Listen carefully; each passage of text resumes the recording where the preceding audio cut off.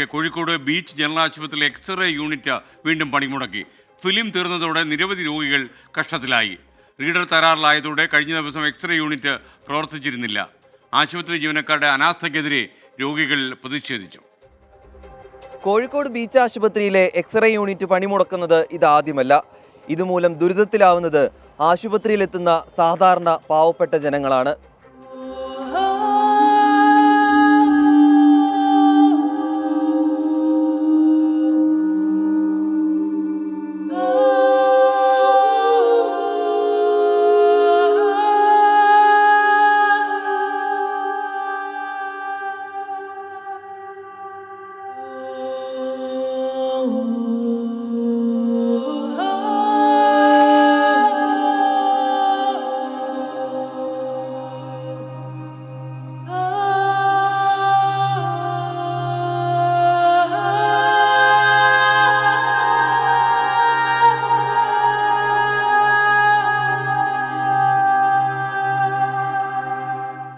കഴിഞ്ഞ ദിവസം എക്സ്റേ യൂണിറ്റിലെ റീഡർ തകരാറിലായതറിഞ്ഞാണ് ഞങ്ങൾ ബീച്ച് ആശുപത്രിയിൽ എത്തുന്നത്. അപ്പോൾ കണ്ട കാഴ്ചകളാണ് ഇത്. ഇതുപോലെ ക്യാമറ കണ്ണുകളിൽ കണ്ടതും കാണാത്തതുമായ എത്രയോ പച്ചയായ ജീവിതാവസ്ഥകൾ ഉണ്ടാകും. യാത്രാക്കൂലി മാത്രം കയ്യിൽ കരുതിയെത്തിയവർ എക്സ്റേ പുറത്തുനിന്നും എടുക്കണമെന്നറിഞ്ഞതോടെ തിരിച്ചുപോയി. എന്നാൽ ചിലർ രോക്ഷാകുലരായി.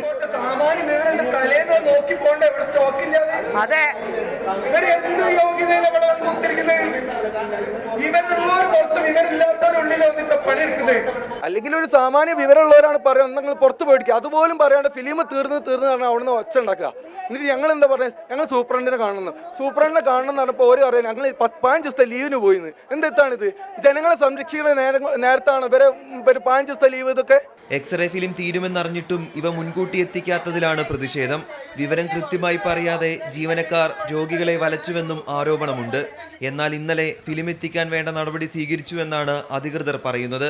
രോഗികളും യൂത്ത് കോൺഗ്രസും ആശുപത്രിക്ക് മുന്നിൽ നിന്ന് പ്രതിഷേധിച്ചു.